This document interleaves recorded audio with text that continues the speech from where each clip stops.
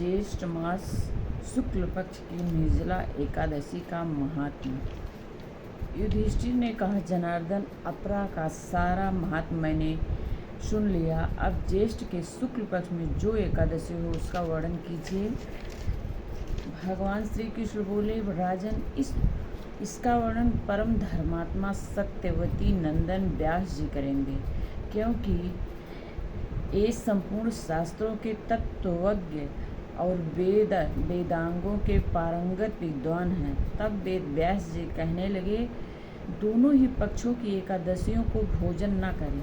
द्वादशी को स्नान आदि से पवित्र हो, फूलों से भगवान केशव की पूजा करके नित्य कर्म समाप्त होने के पश्चात पहले ब्राह्मणों को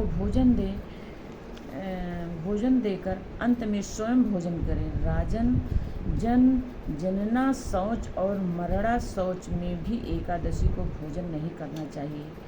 यह सुनकर भीमसेन बोले, परम बुद्धिमान पितामह, मेरी उत्तम बात सुनिए। राजा युधिष्ठिर, माता कुंती, द्रौपदी, अर्जुन, नकुल और सहदेव ये एकादशी को कभी भोजन नहीं करते तथा मुझसे भी हमेशा यही कहते हैं कि भीमसेन, तुम भी एकादशी को न खाया करो, किंतु मैं इन लोगों से यही कह दिया करता हूँ कि मुझसे भूख नहीं सही जाएगी।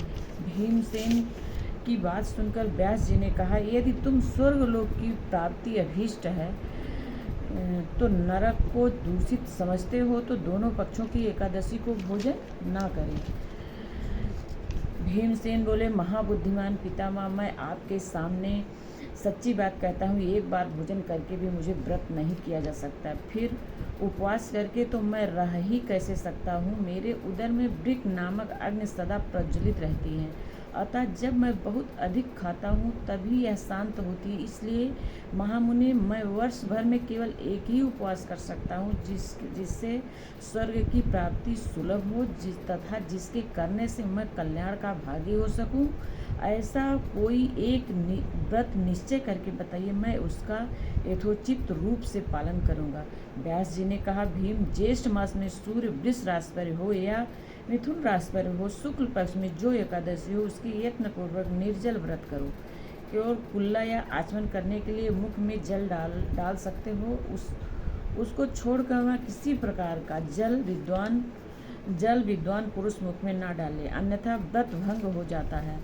एकादशी को सूर्योदय से लेकर दूसरे दिन के सूर्योदय तक मनुष्य जल का त्याग करे तो यह व्रत पूर्ण होता। तदंतर द्वादशी को निर्मल प्रभात काल में स्नान करके ब्राह्मणों को विधिपूर्वक जल और सुवर्ण का दान करे। इस प्रकार यह सब कार्य पूरा करके जितेंद्रिय पुरुष ब्राह्मणों के साथ भोजन करें।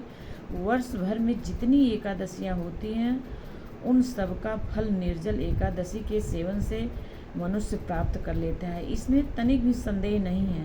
शंख, चक्र और गदा धारण करने वाले भगवान केशव ने मुझसे कहा था कि ये मानो सबको छोड़कर एकमात्र मेरी शरण आ जाए और एकादशी को निराहार रहे तो वह सब पापों से छूट हो जाता है। एकादशी व्रत करने वाले पुरुष के पास विशालकाय, विकराल आकृति और काले रंग वाले दंड पाशधारी भयंकर यमदूत नहीं जाते।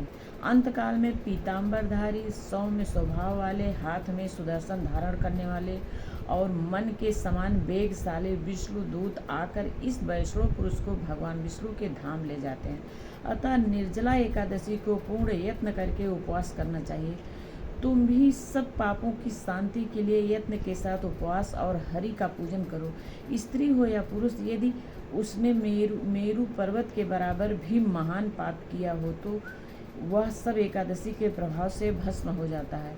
जो मनुष्य उस दिन जल के नियम का पालन करता हुआ पुण्य का भागी होता है, उससे एक पहर में कोटि स्वर्ण मुद्रा दान करने का फल प्राप्त होता सुना गया। मनुष्य निर्जला एकादशी के दिन स्नान, दान, जप, होम आदि जो भी कुछ करता वह सब अच्छे हो जाता है।